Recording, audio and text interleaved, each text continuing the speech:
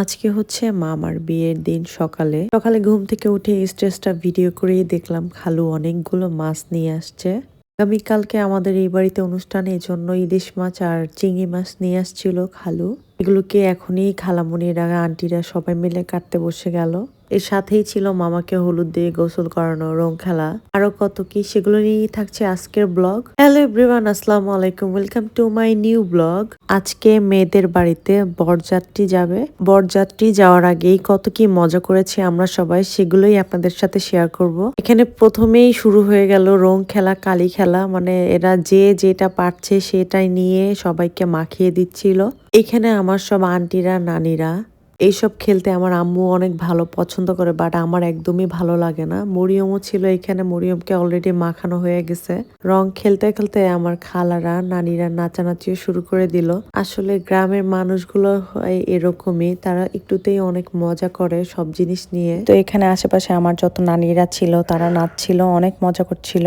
আর আমরা যারা ব্যাক সাইডে দাঁড়িয়ে আছি তারা কিন্তু খুবই হাসাহাসি করছিলাম আর অনেক মজা পাচ্ছিলাম এগুলো দেখে। রং খেলাখেলি নাচানাচির পরে এখন মামাকে গোসল করানো হবে।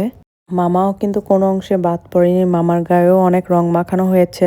পিছনে হচ্ছে খালু ছাতি নিয়ে দাঁড়িয়েছিল, এটা নাকি রোজ, মানে গ্রামের তো অনেক নিয়ম, গ্রামের নিয়মগুলো খুব হাস্যকর, আবার মাঝে মধ্যে অনেক মজাও লাগে। আর পাশাপাশি মামি কিন্তু এখানে হলুদ বেটেও নিচ্ছিল। এখন এক এক করে সবাই আসবে, এসে মামাকে হলুদ ছোঁয়াবে। ফার্স্টে নানু এসে মামাকে হলুদ ছুঁয়ে দিচ্ছিল। এর পাশাপাশি কিন্তু তারা গীতও গাচ্ছিল, যেগুলো আমি গত ভিডিওতে আপনাদেরকে দেখিয়ে দিয়েছি। যারা এখনো হলুদ প্রোগ্রামের ভিডিও দেখেনি তারা কাইন্ডলি গিয়ে একটু কষ্ট করে দেখে আসবেন। আর কে কোন জেলা থেকে দেখছেন অবশ্যই কমেন্ট করে জানাবেন। আর যারা আমার পেজে নতুন তারা অবশ্যই একটা কমেন্ট, লাইক দিয়ে পাশে থাকবেন। এরপর হলুদ ছোঁয়াতে আসলো মামাকে মামার ফুপি, আমার ছোট নানু। এরপর আম্মু হলুদ ছোঁয়ালো। আম্মুর পরে খালামণিও হলুদ দিল মামাকে। এক এক করে হলুদ দেওয়া শেষ হয়ে গেলে এর পাশাপাশি কিন্তু এখানে গীতও গাওয়া হচ্ছিল। এরপর সবাই মিলে এখন মামাকে পানি ঢেলে দিবে, গোসল করাবে, সেজন্য মামা এখানে উজু করে নিচ্ছিল। নতুন যেই জালিটা কিনে নেওয়া হয়েছিল সেটা খুঁজে পাচ্ছিল না, এজন্য এই জালিটা দিয়েই তারা এখন এটার মধ্যে পানি দিয়ে মামাকে গোসল করাবে। নানু আবার বলছিল মগ দিয়ে ঢালা দরকার কি, একবারে বালতি দিয়ে ঢাললেই হয়। মামার গোসল হয়ে যাওয়ার পর এখানে আবার রং মাখামাখি হচ্ছিল। ভিডিওতে যখন আমি ভয়েস দিচ্ছিলাম তখন আমার এত হাসি পাচ্ছিল যে ভয়েসগুলো একটু বেঁধে যাচ্ছিল। খালুকে পুরাই রং দিয়ে চুবানো হচ্ছিল। যে যেভাবে পেরেছে সেভাবে রং মাখাচ্ছিল গায়ের মধ্যে। রং মাখামাখি খেলতে খেলতে এরা কাদা দিয়েও খেলা শুরু করেছে এদিক দিয়ে।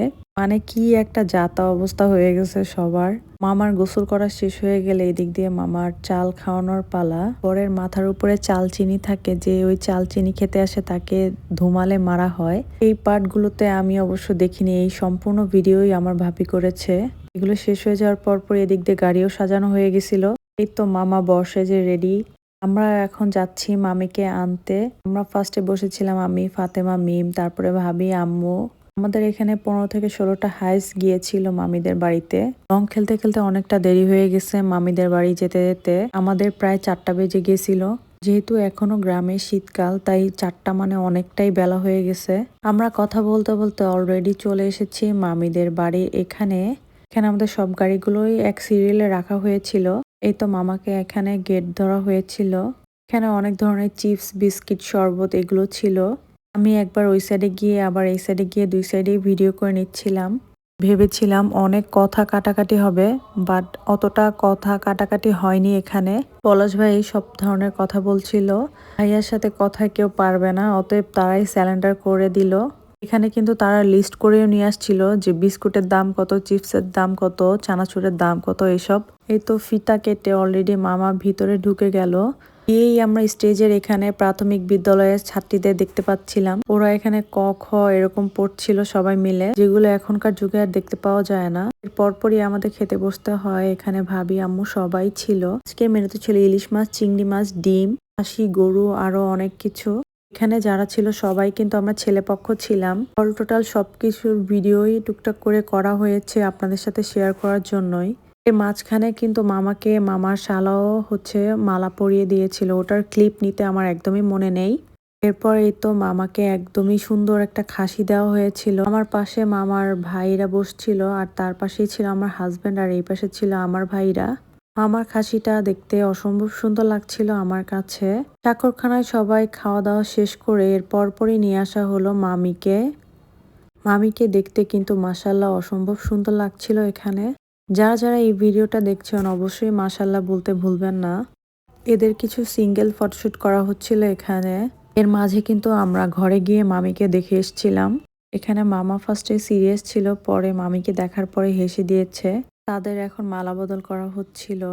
মালা বদলের সাথে সাথে তাদের মিররে মুখ দেখার পালাও ছিল, বাট ওইটা আনফরচুনেটলি দেখানো হয়নি। মিররটা বাসা থেকে আনার কথা একদমই কারো মনে ছিল না, তাই এই জিনিসটা মিসিং গেছে। বাসায় গিয়ে আমরা করব।